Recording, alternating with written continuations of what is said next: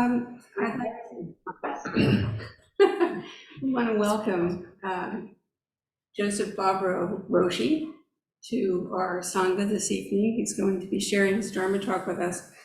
But I'd like to read just a portion of his new book, a wonderful book, titled A True Person of No Rank, Awakening Buddha's Dream to Save the World. And it's a book that really delves deeply into how to bring forward awakened mind and the importance of it in this current time. To introduce him, though, I'd like to read just a little portion where he introduces some of his, he tells us about some of his experience living a Dharma life. But the problem is that I can't see. I don't have my glasses, so I'm not going to do it. I'm just going to hand it over. Thank you so much for being with us. Do you want someone else to read? Can you hear? You know what? You're muted. I'm here, Mushin. Did you want me to simply begin, or did you want to? What were you suggesting? I was going to read a portion of this, but I can't see it. So instead, we're just going to have you start in and share your Dharma with us. Okay. Thank you so much for being with us. Well, it's an honor and a pleasure to be with all of you this evening. I titled this talk, The Farther Reaches of the Present Moment. And when I was thinking about speaking about this topic, I wasn't sure what there was that was of interest for me. But then I realized that I wanted to examine the tendency to see name and form as kleshas, impediments on the path. I thought perhaps we could generate a more immediate and intimate experience of just what the word present points to, a word that we use frequently, we take for granted. Liberating the meaning from the saturation of the word, while also examining true words, living words.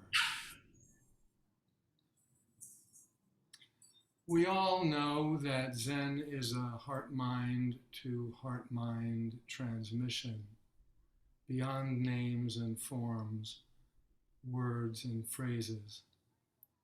But I have to say something. What will you say? How will you say it? And what will the impacts be? Ancestor Jiaozhu invites us to say something without moving lips and tongue. He's not asking us to be ventriloquists. But what could he mean? Some years ago, I found out that the word mantra meant true word. What is a true word? Linji's famous shout, "Kats," is one, but what else? Something more quotidian, perhaps. Words can reveal and conceal, open and close, bind and release, awaken and delude. Some words become so saturated, they no longer speak to us at all. So let's examine the notion of the present moment, unpack it a bit, and perhaps discover some new life. It's evidently a helpful notion, being aware of what's actually happening here and now, inside and out, being mindful, inhabiting the moment rather than worrying about the future or bewailing the past. We often have difficulty just being here now. Maybe we're afraid to settle, to let go of our thinking, Or maybe we're apprehensive about being bored by the ordinariness of things. On the other hand, being in the moment or returning to the present can also become mechanical, and our practice can become dry and stale. I don't know if any of you have ever experienced that, but it's not uncommon. Stiffly performing the actions of mindfulness is not our aim. Ancestor Huang Po challenges us. They were very plain-spoken, the old-timers. You are all eaters of brewer's lees. If you go about on pilgrimages like this, when can you meet today? Huang Po's today is not a concept. He says that we are chewing on old, pre-digested, secondhand stuff. How can this nourish or awaken? Surprisingly, T.S. Eliot opens things up. He writes, not the intense moment, isolated, with no before and after, but a lifetime burning in every moment. A lifetime, interweaving lives. Before he became a renowned teacher, Taishan was a well-established scholar.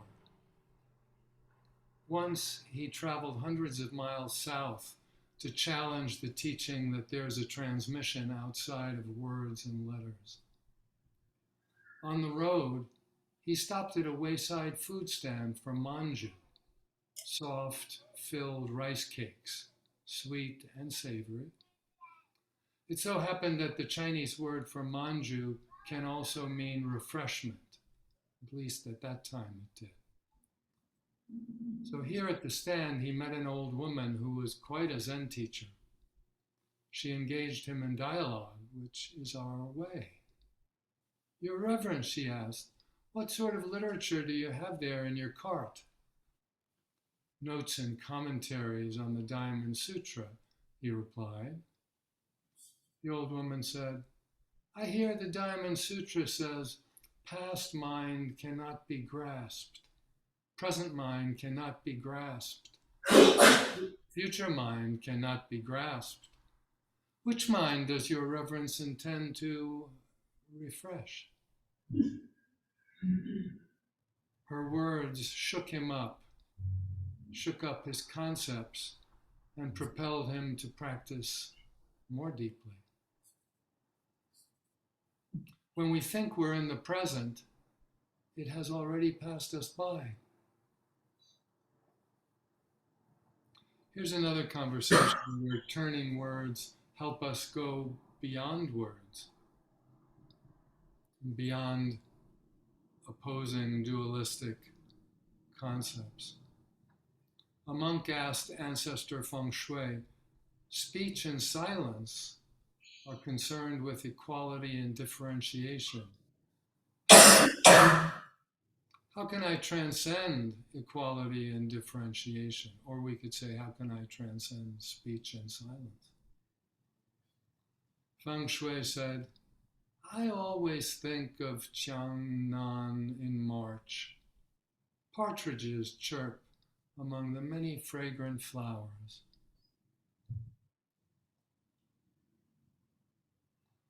Feng Shui wasn't trying to be in the present, or for that matter, he wasn't avoiding remembering the past. He couldn't have been farther from that familiar duality. Rather, he was coming forth, unfettered, and expressing quite simply and in a personalized way just how speech and silence as dualistic constructs are actually transcended.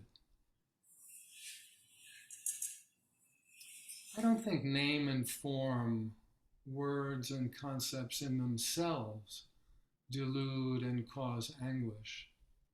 It's our attachment to them, often a hidden one. We think the real deal is transcending name and form.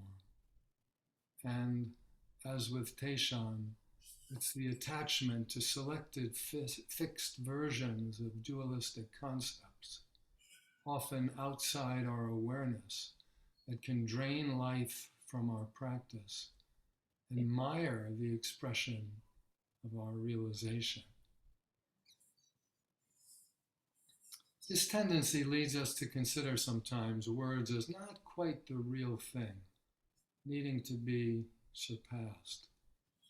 And indeed, words can become rote and automatic. Even the words mindfulness and present moment, if they're overused or taken for granted, can become dead. Where are living words? Our living words. If we squelch or try to evacuate words, ideas, concepts, images, and so on, we may be forfeiting the discovery of our own true words, our non-conceptual voices, responses, actions, and creative presentations. And not just words, but poems, songs, dances, paintings, and other expressions.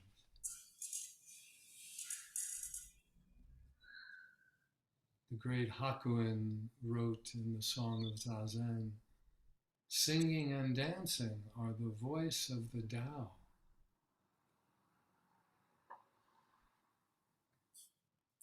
In another piece of his writing, Ancestor Hakuin plays freely with words. His commentary on the revered Heart Sutra is hilarious and merciless. He calls his comments poison words for the heart. I don't know if you've seen them, but there's something else. Why poison? He deploys the Zen sword of wisdom, full of irony and spot on. He wants to kill, that is, dissolve, our attachment to fixed concepts and stale words, repeating them over and over, in order to remove obstructions to the emergence of our true words, to open us to our awakened nature. Let's look for a moment at three possible meanings of the word present. First, a gift.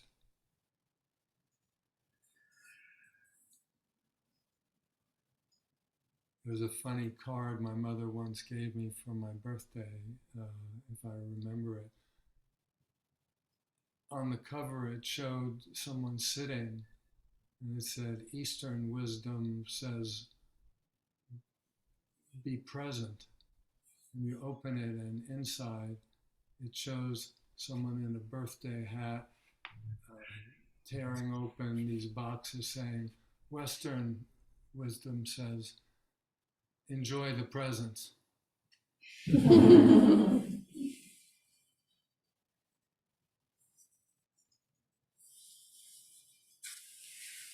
A second possible meaning of present is the action of presenting.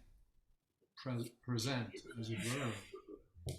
And third, a discrete moment in time that's assumed to be neither past nor future.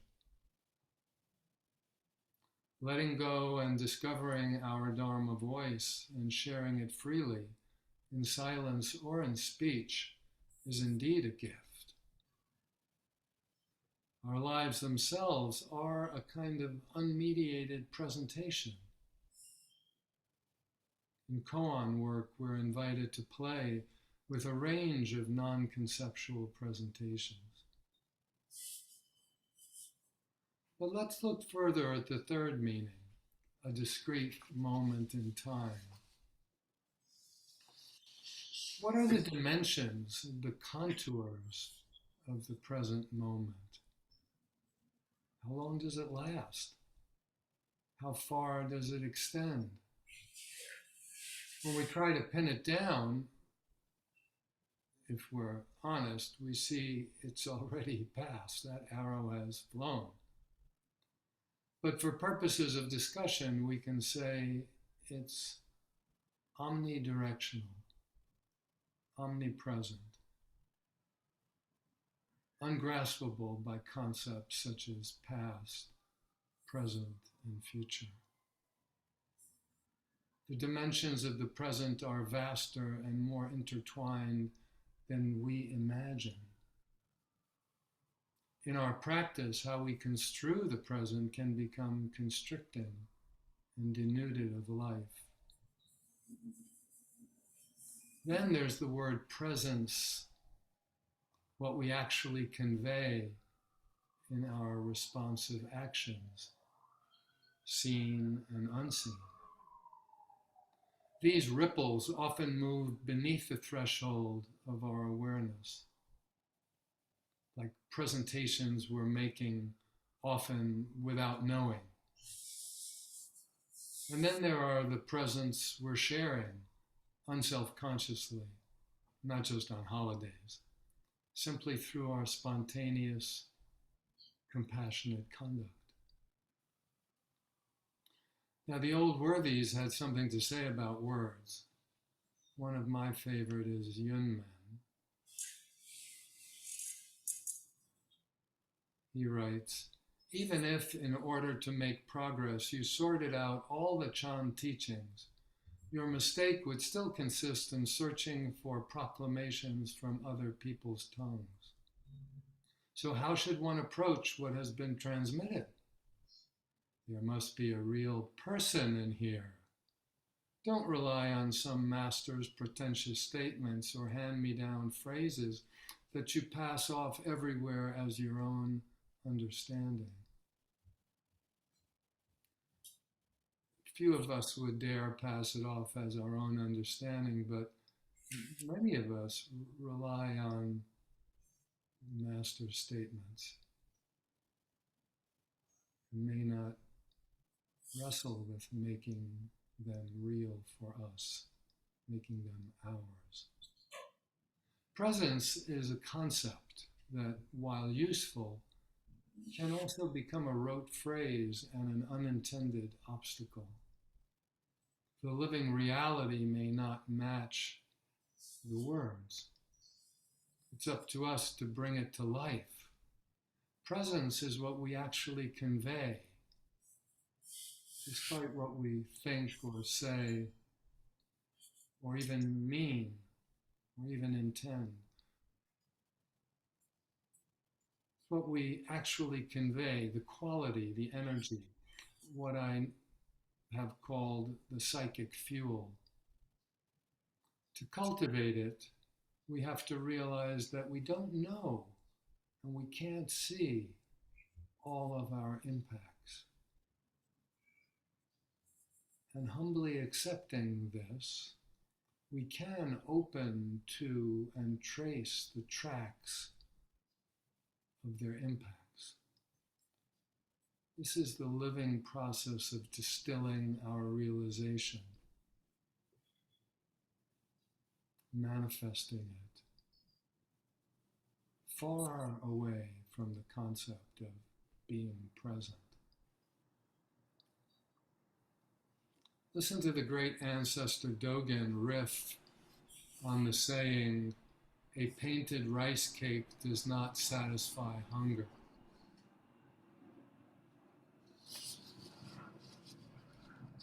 Dogen says, there are few who have ever even seen this painting of a rice cake, and none of them has thoroughly understood it. The paints used for painting rice cakes are the same as those used for painting mountains and rivers. You may be aware of the Mountains and Rivers Sutra. If you say the painting is not real, then the material phenomenal world is not real. The Dharma is not real. unsurpassed enlightenment is a painting. The entire phenomenal universe and the empty sky, too, are nothing but paintings. Since this is so, there is no remedy for satisfying hunger other than a painted rice cake. Without painted hunger, you never become a true person. Now this is, a little bit philosophical, a little bit mysterious. Dogen was a great philosopher as well as a great Zen teacher. But let's explore just a little bit in the time we have. This insubstantial person of substance, who Linji calls a true person of no rank, the title of my new book, and who my teacher Aitken Roshi called a compassionate agent, is just like all of us gathered here today. We can break through the duality of the painted cake and the real cake. Remember that show, To Tell the Truth? Will the real cake please stand up? When we break through, what opens up and clarifies? Dogen begins by stating the truism that painted rice cakes don't satisfy hunger, that we must go beyond the representation of the thing to the thing itself, the real formless cake. But how many go hungry holding such a dualistic view? Holding out. As if the real cake was on another dimension entirely. Dogen turns conventional Buddhist wisdom upside down. Without painted hunger, you'll never become a real person. And more, there's no way to satisfy spiritual hunger other than a painted rice cake. Or I'd add a true word, poem, song, or dance. Have you ever read the stories of Layman Pong? They're hilarious, and there's a lot of singing and dancing that's going on there.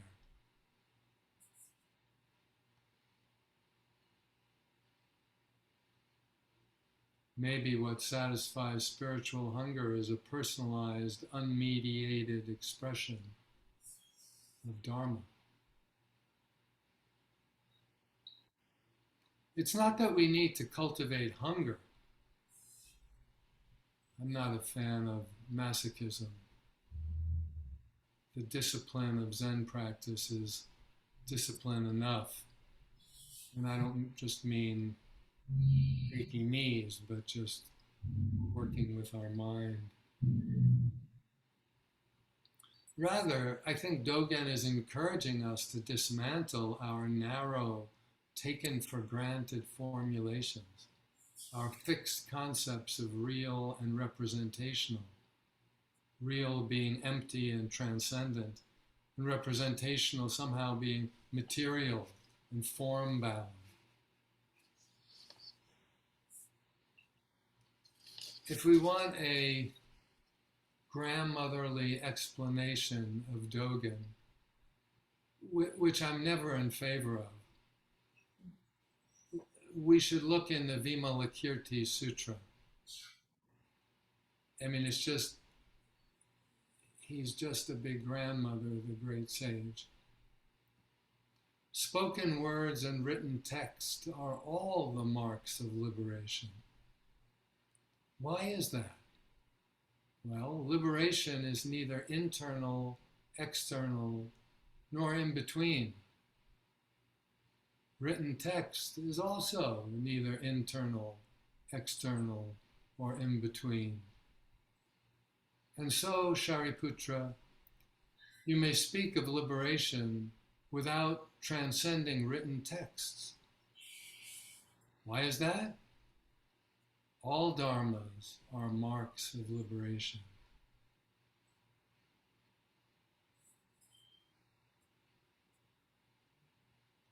We've talked of dead and living words.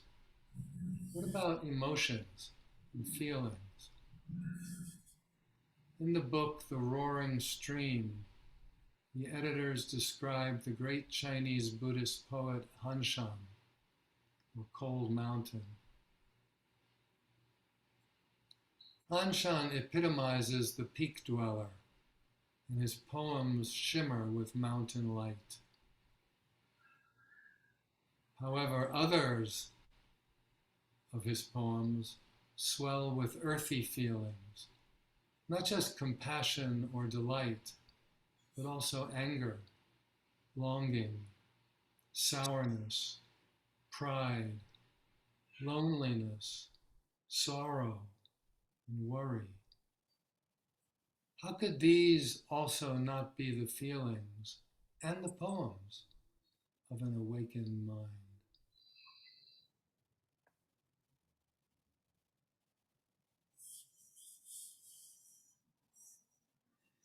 If one-pointed attention can be seen as maybe a contracted, highly focused form of the present, then hiking through the world's oldest living forest, the ancient bristlecone pines in the eastern Sierras, opens up an expansive, breathtaking dimension. I took this hike with my son a couple of weeks ago.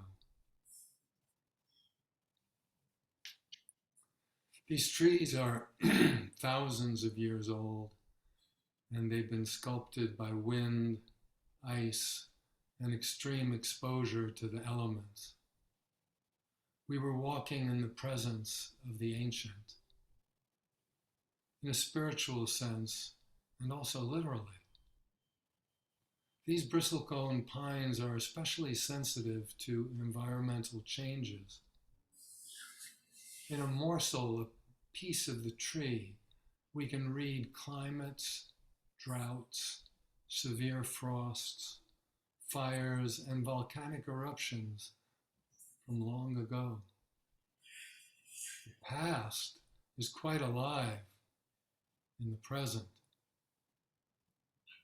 The dead bristlecone wood is slow to decay, and we find pieces over 11,000 years old. Tree ring patterns from the dead and down wood can be matched to other pieces and eventually to a living tree, allowing an exact date to be determined. This cross-dating helps recalibrate the radiocarbon dating process.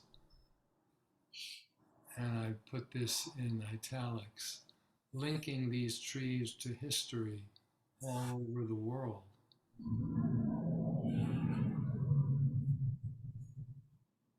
This moment, present moment, here and now, is actually incalculably vast, beginningless and endless. In the words of the old spiritual, she's got the whole world in her hands.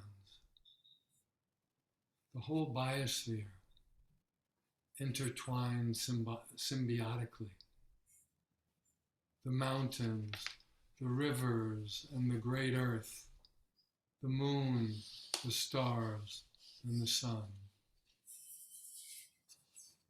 The present and also the ordinary is nothing short of extraordinary. When we open, it takes our breath away. Then we reclaim our living breath and use our native curiosity to examine how we live this out. Ancestor Yunmen invites our inquiry, our powers of inquiry, when he says, "The world is vast and wide like this. Why do we put on the 7-paneled robe at the sound of the bell?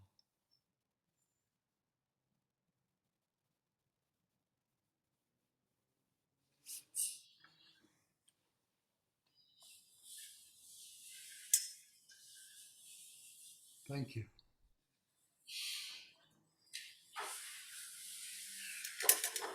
You hear the bell. Thank you.